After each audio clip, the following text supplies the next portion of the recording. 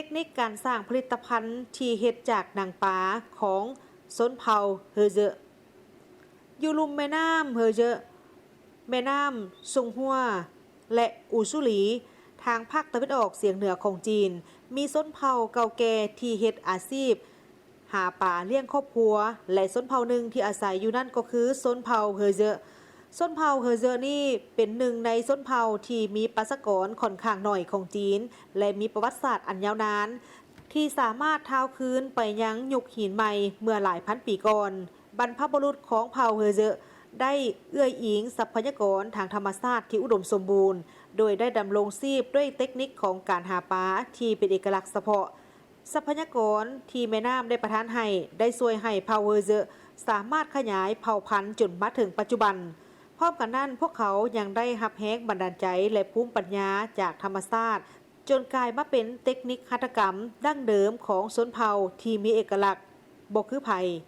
ในนั้นที่โดดเด่นที่สุดก็เป็นเทคนิคของการสร้างผลิตภัณฑ์ที่เฮ็ดจากหนังปลาทุกๆปีระยะเวลาที่ดีที่สุดในการหาปลาแม่นระยะน้ำก้อนถึงหน้าน้ำละลายในฤดูบานใหม่ไปจนฮอดระยะก่อนแม่น้ำก้ามเป็นน้ำก้อนในฤดูใบไม้หล่นผู้ชายชนเผ่าเฮอเจอจะพากันพายเรือที่เฮ็ดจากเปลือกต้นหัวออกไปหว่านแหพร้อมทางห้องเพลงพื้นบ้านไปนำในเวลาที่หาปลาวันแห่เธอหนึ่งสามารถจับปลาต้ามาหาที่ตุ้ยพีได้หลายสิบตัวปลาประเภทนี้มีขนาดโตแม่นยาวกว่า50ซนหนังของมันแข็งแรงทนทานลายพร้อมทางมีลวดลายที่ละเอียดปานีตและทนต่อการเสียดสีซึ่งก็แม่นวัสดุหลักที่ใช้ในการเฮ็ดเสื้อหนังปลาเมื่อกลับจากการหาปลาผู้คนก็จะคัดแยกและแปรรูปปลาส่วนหนึ่งจะนำไปตากเฮ็ดปลาแห้งส่วนหนึ่งก็จะนำไปดองเพื่อเก็บไว้กินและหนังปลาอันล้ำค่านี้จะนำมาเฮ็ดเสื้อหนังปลาชาวเผ่าเฮอเจอห้องเพลงในเวลาหาปลาเพลงพื้นบ้านเหล่านี้มีภาษาที่เรียบง่ายเนื้อเพลงส่วนหลายแม่นแต่งแบบสดใหม่เพลงที่ห้องส่วนใหญ่ก็แม่นห้องเกี่ยวกับชีวิตการหาปลาบทเพลงพองใสเปรียบดังสายลมที่พัดผ่านหน้าน้ำมันได้บันทึกชีวิตประจำวันของเขาเจ้าและได้แสดงให้เห็นถึงความหักอันลึกซึ้งที่มีต่อแม่น้ำเทคนิคการเฮ็ดหนังปลาของเผ่าเฮอเจอได้ขึ้นทะเบียนเป็นมรดกวัฒนธรรมที่จับต้องบ่ได้แห่งชาติจีนในปี 2006 ขบวนการเฮ็ดหนังปลามีความซับซ้อนและปาณีตเสื้อหนังปลาที่สมบูรณ์ตัวหนึ่งจะต้องผ่านหลายขั้นตอนนับตั้งแต่การลอกหนังตากแห้งกำจัดไขมันเฮ็ดให้อ่อนฟอกตัดยิบและขั้นตอนอื่นๆซึ่งต้องได้ใช้เวลาหลายเดือนจึงสำเร็จขั้นตอนของการผลิตก่อนอื่นต้องได้ลอกหนังปลาออกทั้งแผ่นกำจัดไขมันและเกล็ดจากนั้นก็ตากล้มให้แห้งหมาดๆและต่อมาก็ทาด้วยแป้งสาลีเพื่อดูดซับน้ำมันแล้วก็นำไป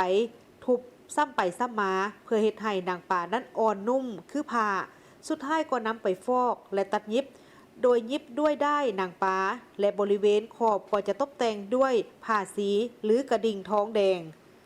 หนังปลาที่ผ่านขั้นตอนของการผลิตเหล่านี้บ่เพียงแต่กันล้มกันน้ำแต่ยังเบาและระบายอากาศได้ดีทั้งยังรักษาความอบอุ่นและความทนทานแข็งแรงนี่แม่นหมักผลที่เกิดจากภูมิปัญญาของชนเผ่าเฮอเจอในการปรับตัวให้เข้ากับสภาพแวดล้อมทางธรรมชาติ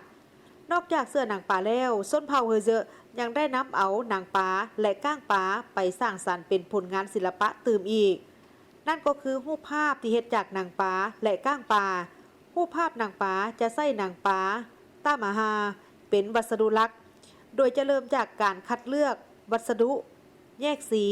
ตัดติดและขั้นตอนอื่นๆเพื่อสร้างเป็นรูปภาพต่างๆซึ่งจะมีภาพวิถีชีวิตการหาปลา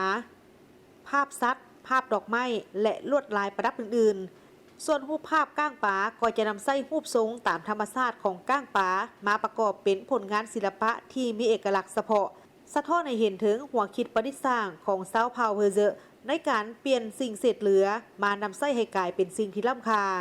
ปัจจุบันเทคนิคของการเฮ็ดหนังปลาของชนเผ่าเฮอเจอได้รับการฟื้นฟูใหม่โดยได้ถูกนำไปสอนในโรงเรียนประถมมัธยมและมหาวิทยาลัยในเมือง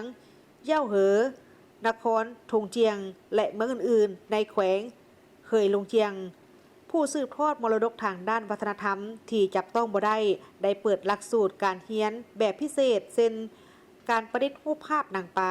เสื้อนางฟ้าและหลักสูตรอื่นๆผ่านการลงมือปฏิบัติตัวจริงนักเรียนบ่เพียงแต่ได้เรียนรู้เทคนิคแบบดั้งเดิมเท่านั้นแต่ยังได้ทำความเข้าใจอันเป็นแกนสารทางด้านวัฒนธรรมของชนเผ่าเฮอเซออย่างลึกซึ้งกว่าเก่า